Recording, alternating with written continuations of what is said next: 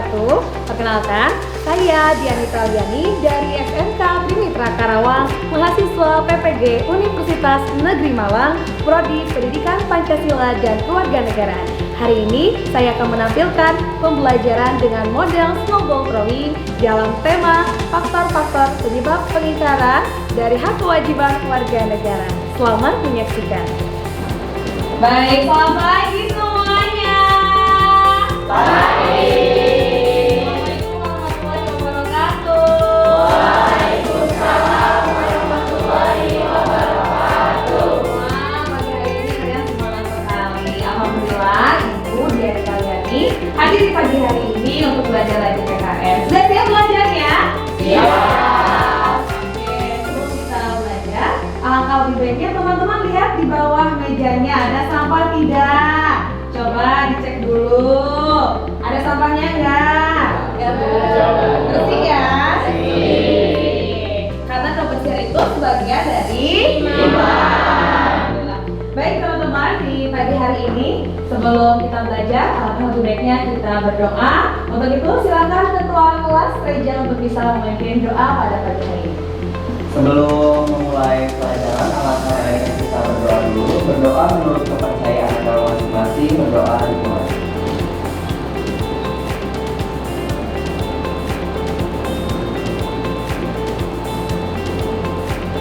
Berdoa selesai. Baik, alhamdulillah mudah-mudahan pagi hari ini dalam pembelajarannya kita diberkahi oleh Allah Subhanahu wa taala.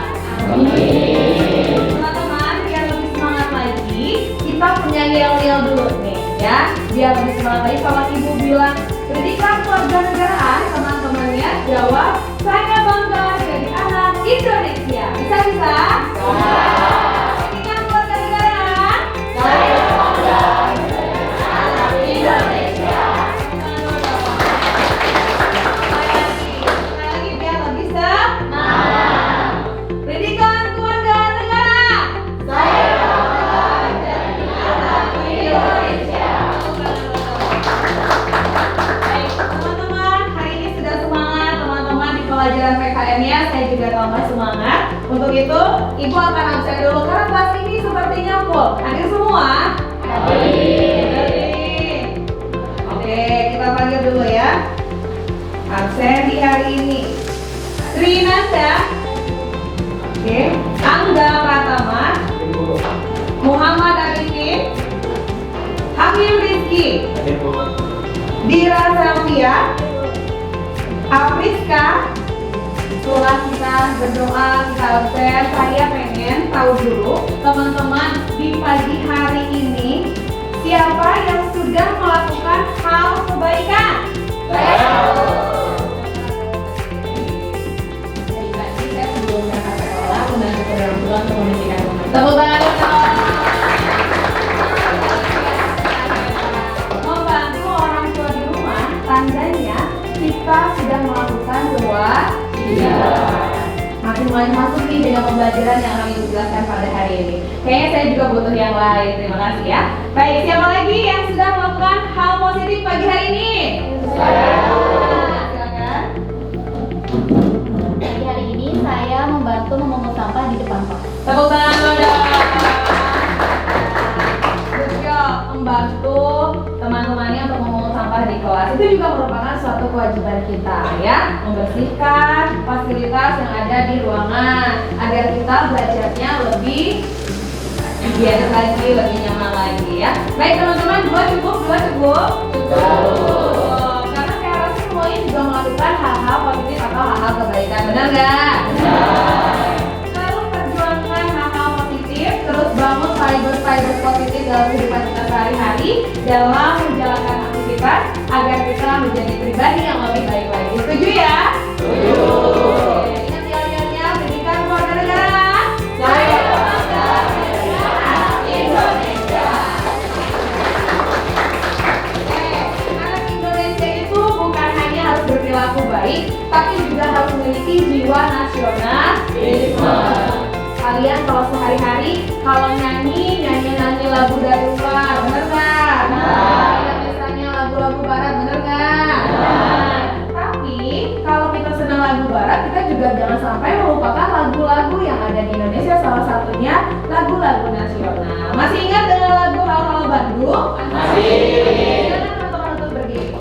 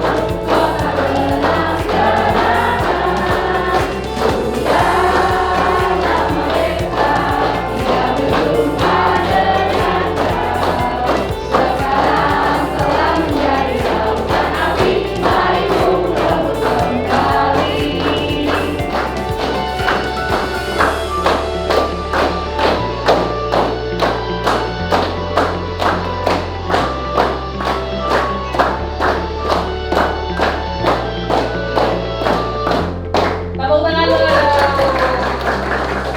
Oke, good. Terima kasih teman-teman. Oke ya. Di pembelajaran hari ini teman-teman saya lihat begitu semangat. Saya sangat bangga dengan teman-teman semuanya. Oke. Nah teman-teman, tadi kan kita sudah menyanyikan lagu-lagu nasional. Seru nggak lagunya? Ya, nggak kalah seru dengan lagu-lagu yang di luar sana kalian suka nyanyikan. Saya pokoknya ingin teman-teman bisa mengenal lagu-lagu yang ada di Indonesia, khususnya lagu-lagu nasional, agar kita bisa menumbuhkan rasa nasionalisme kita. Setuju ya? Setuju. Teman-teman, kemarin pembelajaran Ibu di minggu sebelumnya kita belajar tentang hak dan kewajiban. Apa sih itu yang dinamakan dengan hak? Oke, hak adalah segala sesuatu yang harus kita terima. Kalau kewajiban apa, Nak? Kewajiban. Good job. Kewajiban adalah segala sesuatu yang harus kita lakukan. Sekarang Ibu tanya, apa yang dimaksud contohnya hak itu seperti apa?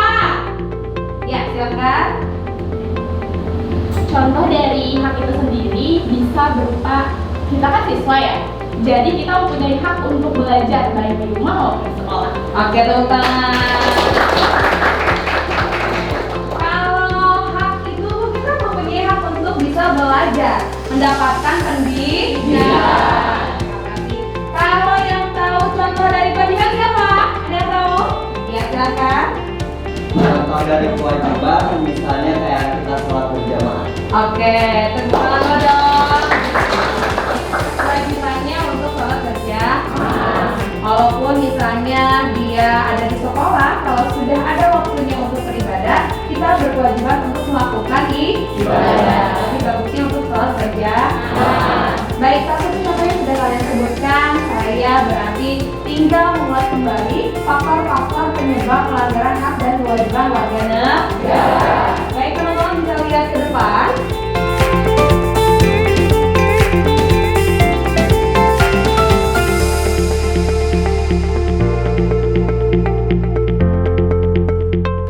Di sini ada tujuan pembelajaran. Tujuan pembelajaran kita di sini yang pertama, menerima perbedaan sebagai anugerah Tuhan yang Maha Esa dalam rangka menghormati hak asasi manusia dengan benar, kemudian memiliki sikap menghargai perbedaan sebagai anugerah Tuhan yang Maha Esa dalam rangka menghormati hak asasi manusia dengan benar. Kemudian yang ketiga, memiliki sikap responsif terhadap pelanggaran hak dan pelanggaran kewajiban warga negara dalam kehidupan berbangsa dan bernegara. Keempat, bersikap positif dan proaktif terhadap pelanggaran hak dan pelanggaran kewajiban warga negara dalam kehidupan berbangsa dan bernegara dengan baik. Kemudian yang kelima, mengklasifikasikan faktor-faktor penyebab terjadinya pelanggaran hak dan pelanggaran kewajiban warga negara dengan benar. Kita lanjut. Menganalisis contoh kasus pelanggaran hak warga negara dengan benar, memperjelas contoh kasus pelanggaran kewajiban warga negara dengan benar, menyimpulkan faktor-faktor penyebab terjadinya pelanggaran hak dan pelanggaran kewajiban warga negara dengan benar, memperjelas hasil analisis kasus pelanggaran hak warga negara dengan benar, dan terakhir merumuskan hasil analisis kasus pelanggaran kewajiban warga negara dengan benar. Nah, dari tujuan pembelajaran ini, Ibu harapkan teman-teman setelah belajar tentang faktor-faktor yang mempengaruhi atau faktor-faktor terjadinya kasus pelanggaran hak dan kewajiban warga negara, teman-teman bisa tahu nih apa saja yang harus kita lakukan dan apa saja yang tidak boleh kita lakukan sebagai warga negara, gitu ya. Jadi nanti dalam kehidupan sehari-hari teman-teman bisa mempraktekkan mana nih yang baik, mana yang salah. Paham teman-teman? Oke, baik teman-teman, di sini saya akan memperlihatkan satu video di mana pembelajaran materi kali ini masih menyangkut tentang hak dan kewajiban. Namun ada kalanya kita lihat dulu satu video yang berkaitan dengan penyebab pelanggaran hak dan kewajiban.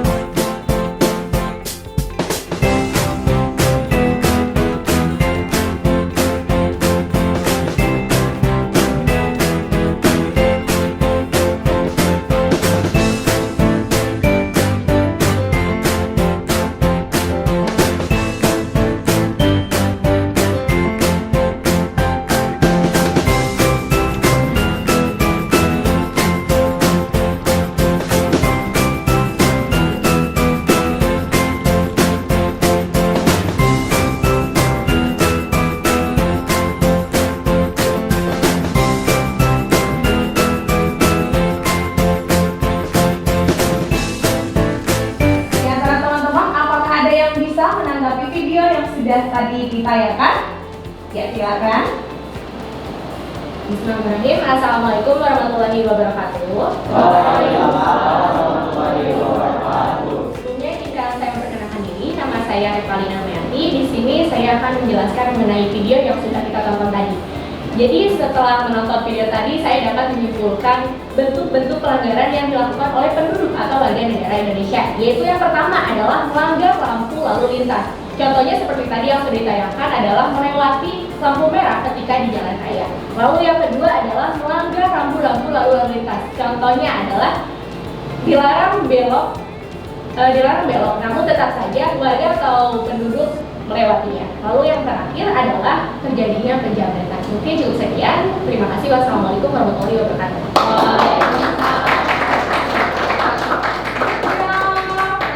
Bagus sekali, di mana dari hasil video tadi kita bisa melihat beberapa makna tentang hal-hal yang melanggar aturan, ya, warga negara yang melanggar aturannya. Kita akan belajar di sini tentang faktor-faktornya. Kenapa sih bisa melanggar? Nanti kita akan bahas. Oke, kita bahas sekarang pembelajaran hari ini berkaitan dengan faktor-faktor. Faktor apa? Saya sebutkan. Faktor-faktor penyebab pelanggaran hak dan kewajiban warga negara. Kurang kompak dong, lebih semangat lagi. Tentang apa? Faktor-faktor penyebab pelanggaran hak dan kewajiban warga negara. Apa sih sebenarnya yang menjadi faktor penyebab pelanggaran warga negara? Kayak tadi yang sudah dijelaskan oleh teman-teman kalian ya. Tadi ketika melihat videonya, banyak sekali pelanggaran yang dilakukan. Salah satunya melanggar aturan tata lalu lintas. Nah, hal-hal yang seperti ini yang sering kita lakukan, itu beberapa ada faktornya ternyata teman-teman. Yang pertama, sikap egois atau terlalu mementingkan diri sendiri. Contohnya, sikap egois seperti apa? Ada yang bisa? Sifat egois, silakan.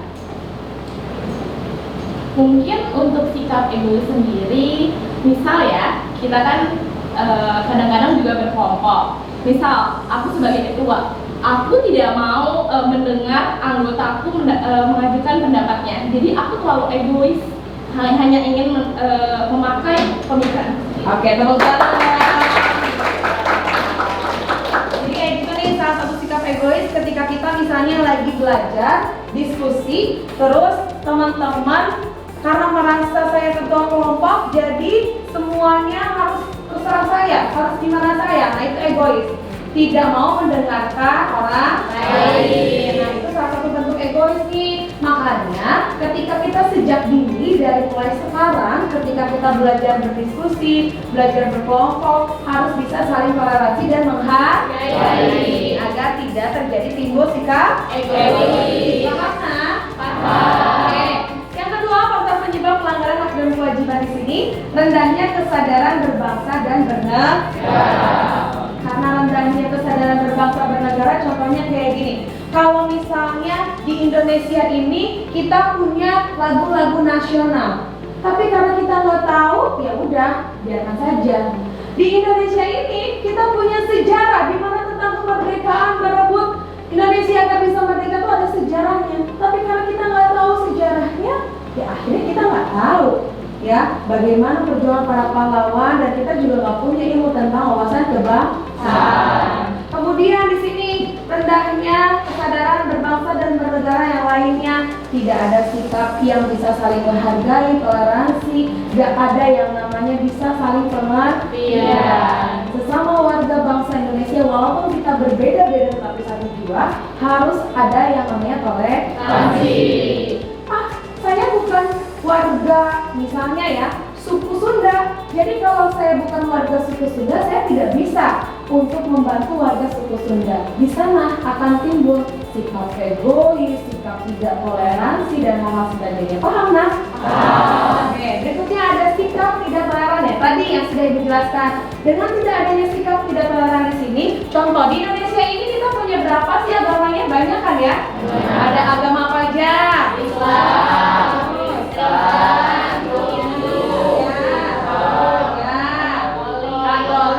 Protestan, Konghucu, banyak sekali ya. Dari Sabang sampai Merauke, keluarga Indonesia juga sukunya banyak. Tahu kan lagu Sabang sampai Merauke? Tahu. Dari Sabang sampai Merauke, berjajah pulau-pulau, sambung menyambung menjadi satu, itulah Indonesia. Indonesia tanah airku, aku berjanji padamu, menjunjung tanah airku Indonesia. Nah, tepuk tangan boleh. Nah teman-teman, dari Sabang sampai Merauke berjajar pulau-pulau, yang tentunya dari mulai suku, ras, budaya, agama itu pasti berbeda-beda. Sedangkan kita dalam Kesatuan Republik Indonesia, semboyan Bhinneka Tunggal Ika artinya berbeda-beda tetapi tetap satu. Oke. Kalaupun kita berbeda-beda, tetapi kita sudah harus satu jiwa. Mau agama kita yang berbeda, mau ras suku bangsa kita yang berbeda, kita harus bisa bersatu. Harus saling toleransi. Sikap toleransi, kalau misalnya kita dalam satu kelas ada umat yang berbeda agamanya, kita tidak boleh membeda-bedakan. Contoh tadi nih, kita nyambung lagi ke sikap yang egoisnya. Kalau mau kerja kelompok, Bu, saya mau kerja kelompoknya di hari Minggu, karena kalau Senin sampai Sabtu kita belajar, hari Minggu kita istirahat. Jadi kerja kelompoknya di hari Minggu, Bu.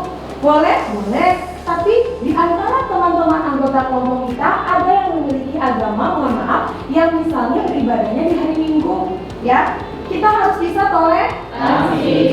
Oh ya udah nggak apa-apa. Kalau misalnya kamu lagi ibadah di hari Minggu, silakan ibadah saja. Tetapi nanti kamu bisa mengerjakan tugas yang lainnya, yang mana kamu masih bisa ikut bekerja ke kelompok. Di sana tidak akan timbul yang namanya sikap egois. Saling berkaitan. Paham nggak? Paham. Oke. Kalau paham, berikutnya ada lagi faktor penyebab pelanggaran hak dan kewajiban. Nah, apa yang menjadi faktor penyebab pelanggaran hak dan kewajiban berikutnya? Mungkin di antara teman-teman sudah ada yang pernah baca atau tahu, boleh lihat baca di buku paketnya, atau boleh kalian menggunakan bahasa sendiri. Saya pengen tahu siapa yang tahu tentang penyalahgunaan kekuasaan. Ada yang tahu? Ya, silakan.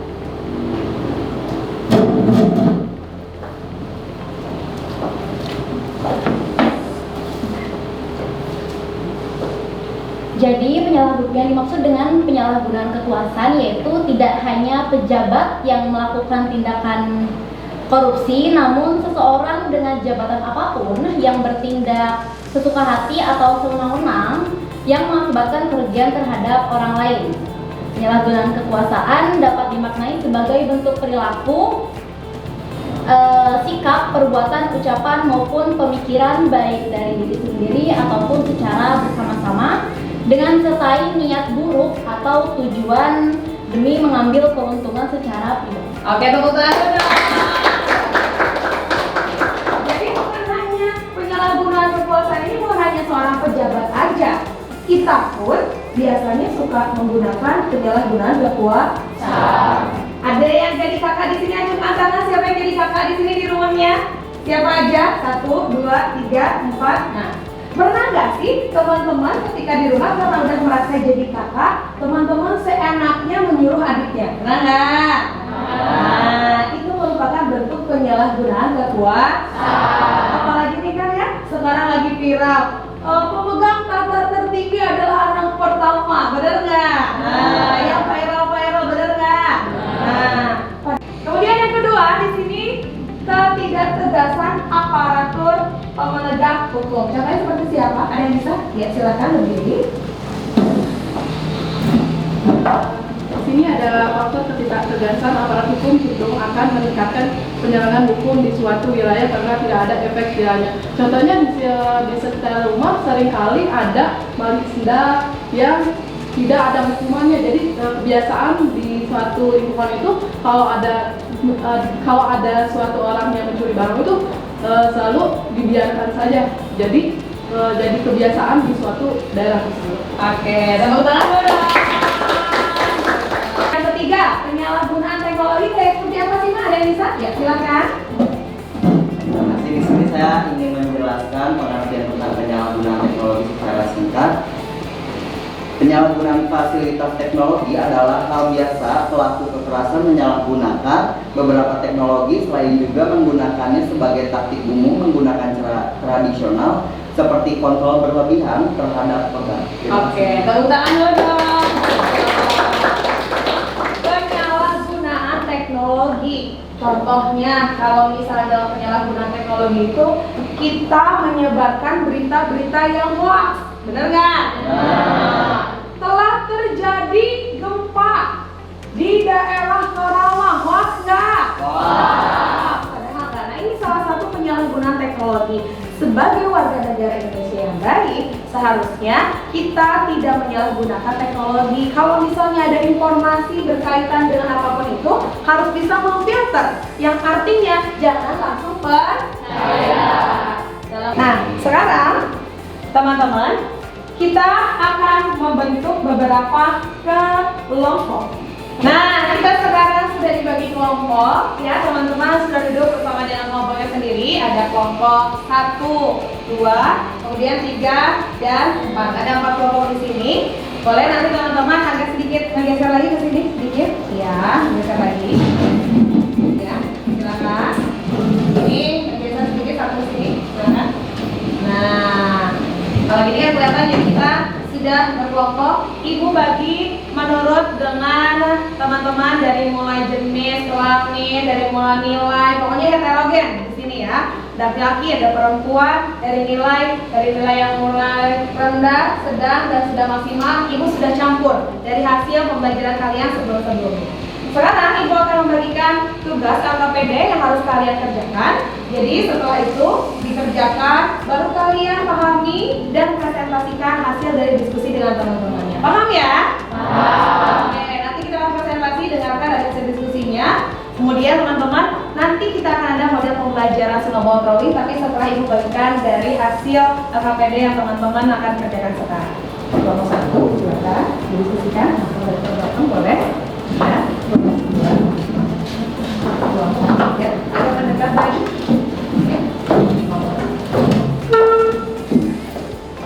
Silakan didiskusikan dengan teman boleh. Yang di belakang juga diskusi. Ya, di belakang boleh ya. Yuk, ya di belakang aja. Diskusi. Ya. Tentang tadi apa tentang faktor-faktor ya. Nah, itu ada hal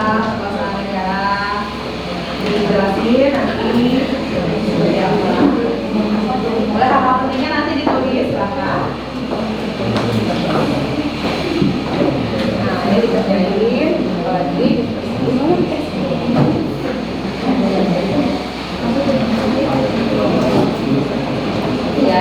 kalian balik ke belakang dulu ya.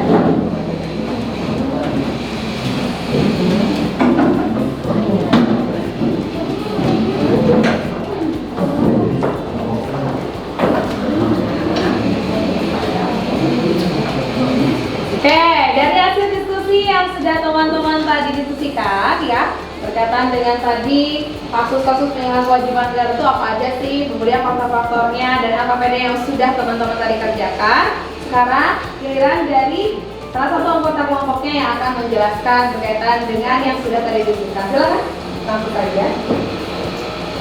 Bismillahirrahmanirrahim. Assalamualaikum warahmatullahi wabarakatuh. Waalaikumsalam warahmatullahi wabarakatuh. Sebelumnya perkenalkan, nama saya Putri Soekarno Pali. Saya perwakilan dari kelompok 1. Di sini saya akan menjelaskan sedikit terkait dengan contoh kasus pengingkaran kewajiban warga negara. Di sini ada beberapa contoh, tapi yang pertama di sini ada tidak membayar pajak. Pajak sendiri adalah iuran yang harus dibayar oleh warga negara kepada republik atau pemerintahan. Contohnya, tidak membayar pajak. Misal, kalian tahu kan pajak rumah, pajak motor, itu memerlukan iuran setiap tahun atau setiap bulan yang wajib kita bayar. Dan konsekuensi ketika kita tidak membayarnya bisa berupa surat tertulis, bahkan bisa dipenjara atau dipidana, teman-teman. Lalu selanjutnya ada tidak menaati peraturan lalu lintas. Sebenarnya tidak menaati peraturan lalu lintas ini masih berhubungan dengan tidak membayar pajak. Tidak menaati peraturan lalu lintas. Contohnya saat kita berkendara, kita sering sekali tidak menggunakan helm, tidak menggunakan sarung tangan, tidak memakai jaket. Juga kadang-kadang motor kita juga kadang-kadang pajaknya telat bayarnya. Itu adalah contoh dari tidak menaati peraturan lalu lintas. Lalu konsekuensi yang kita dapatkan jika kita tidak menaati peraturan lalu lintas itu apa? Bisa berupa pidana, bahkan hukuman penjara, teman-teman. Segitu saja yang bisa saya jelaskan dari dua. Selanjutnya, good job untuk teman-teman yang ada di depan. Setelah dijelaskan kita lebih paham lagi ya teman-teman. Jadi hal yang tadi sudah dijelaskan tidak boleh dilakukan. Setuju ya? Oke, berikan aplaus yang dari hasil presentasi teman-teman, saya begitu senang ya. Berarti teman-teman hebat, teman-teman bisa menjelaskan dari apa yang saya inginkan. Jadi metode pembelajaran ini bisa berjalan dengan lancar karena sekarang kita akan menggunakan model pembelajaran snowball drawing. Tapi AKPD-nya tadi silahkan dikumpulkan lagi. AKPD yang sudah teman-teman tadi kerjakan. Ya, satu. Ya. Oke. Satu lagi. Oke. Ini akan saya nilai dan setelah pembelajaran saya AKPD ini nanti teman-teman hasil nilainya akan saya pajang di mading. Setuju nggak? Bagus nilainya. Jadi mulai besok dan seterusnya kalau belajar harus bersungguh-sungguh. Baik teman-teman, AKPD-nya sudah saya terima. Nanti akan saya nilai dan nilainya akan saya pampang di mading untuk setiap kelasnya. Hari ini kita akan menggunakan model pembelajaran snowball drawing. Snowball drawing ini merupakan model pembelajaran yang mana akan memacu teman-teman untuk bisa berpikir lebih kritis lagi. Ya, teman-teman pernah melihat bola-bola salju nggak? Di mana? Di luar negeri. Di luar negeri, di TV. Nggak ada yang pernah keluar negeri loh. Di Indonesia kira-kira ada cuacanya yang musim dingin salju-salju gitu nggak? Sekarang di Indonesia akan ada salju di sekolah SMK Trimitra. Mau nggak? Mau. Kalau mau sediakan kertas 1 lembar. Ya, kertasnya disediakan. Silakan. Setelah itu teman-teman lihatin dulu ke atas kertasnya. Ya, lihatin dulu ke atas. Oke, kertas ini teman-teman sekarang buat soal tentang materi yang sudah saya tadi jelaskan. Baik dari saya, baik dari teman-teman yang lain. Silakan membuat 1 soal. Silakan, yuk.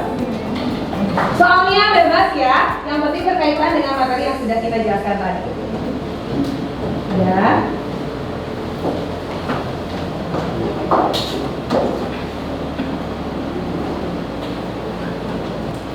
sudah? Oke, Ya. kalau sudah, sekarang bukunya ditutup. Tidak ada lagi buku di meja. Oke. Sekarang kertasnya kita akan buat bola-bola salju, tapi teman-teman berdiri dulu sebelumnya. Teman-teman silakan berdiri. Yo, berdiri. Sekarang kertasnya naikin ke atas, digoyang-goyangkan. Ya, naikin masih. Ini adalah pembelajaran model snowball trolley yang ada di SMK Trinitra. Tentunya dalam pembelajaran pendidikan kewarganegaraan. Pendidikan kewarganegaraan. Saya bangga dengan anak Indonesia. Masih ke atas dan kalian rumas menjadi bola-bola salju. Oke, sudah. Nah, liatin kayak gini, liatin digoyang lagi, liatin yang mana, liatin. Oke, bolanya kelihatan, boleh dilihatin bolanya. Nah, seperti ini, sudah, ya guys. Kita sekarang lemparkan bola ini kepada teman-teman kita. Lawan arah ya. Ada salju di SMK Trinitra. Hitungan ketiga siap? Siap. 1, tangannya ke atas dulu. Diputar lagi tangannya. 2, 3. Iya, Abi ya. Hitungan ketiga sudah ada. Oke, sudah ada. Oke, sudah. Ya, oke. Sebagian, silakan duduk kembali. Sekarang dikerjakan. Ada pertanyaan nggak di sana? Ada. Ya, ditulis jawabannya. Silakan. Ya, boleh lihat buku, boleh lihat buku. Lihat, boleh. Silakan.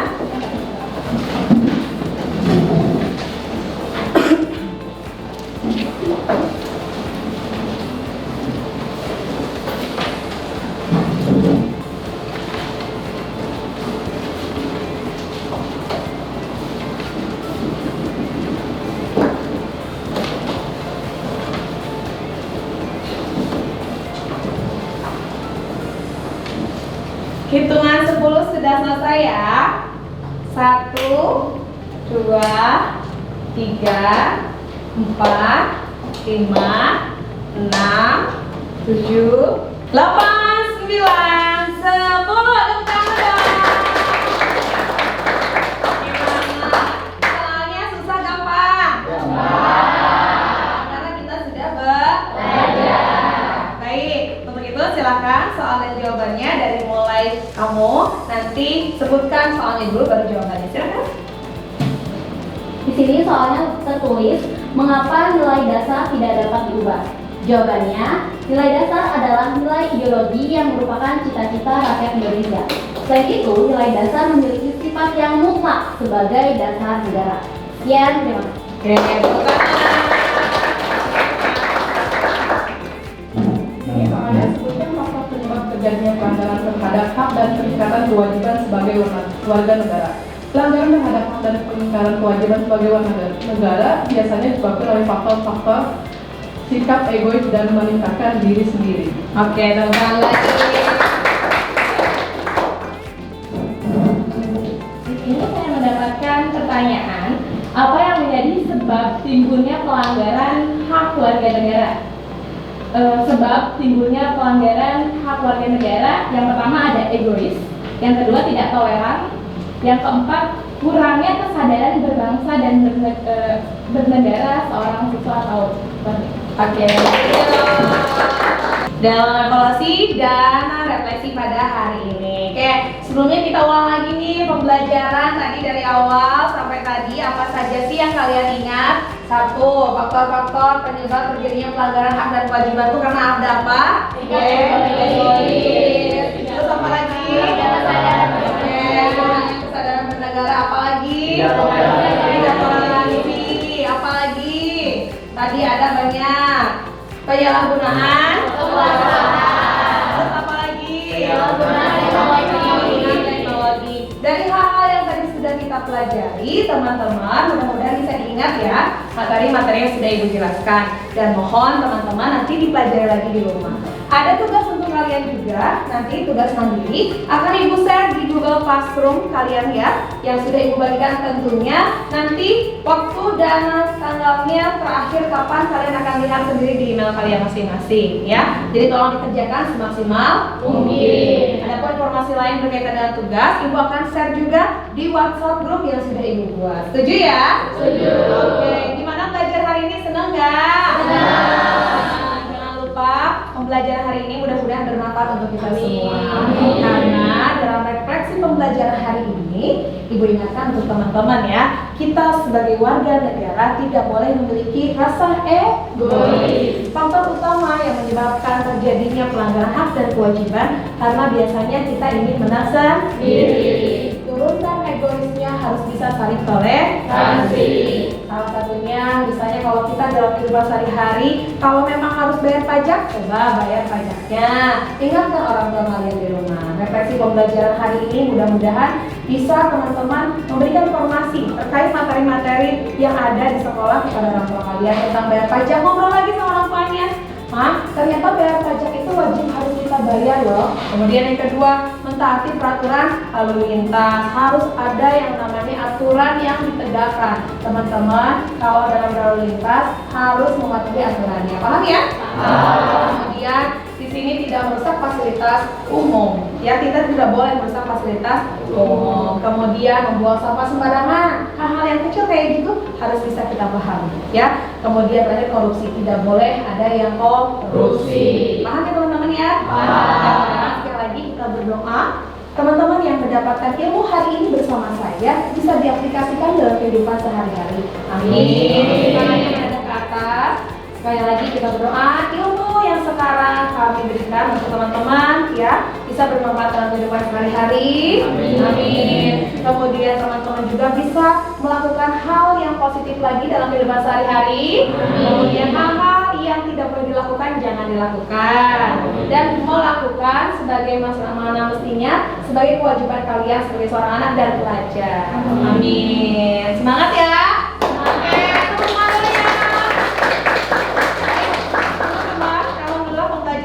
Sudah selesai, Ibu minta maaf jika dalam pembelajaran ada kesalahan, baik dalam tutur kata Ibu, baik dalam perilaku Ibu selama pembelajaran. Saya ingin kalian menjadi anak yang soleh dan soleha. Saya ingin teman-teman menjadi pribadi yang lebih baik lagi. Pendidikan keluarga negaraan. Saya bangga dari Indonesia. Ini kegiatan kita berdoa. Silahkan untuk ketua kelasnya memimpin doa. Sebelum mengakhiri pelajaran hari ini, alangkah baiknya kita berdoa dulu, berdoa di dalam hati dan menurut kepercayaan masing-masing, berdoa dimulai.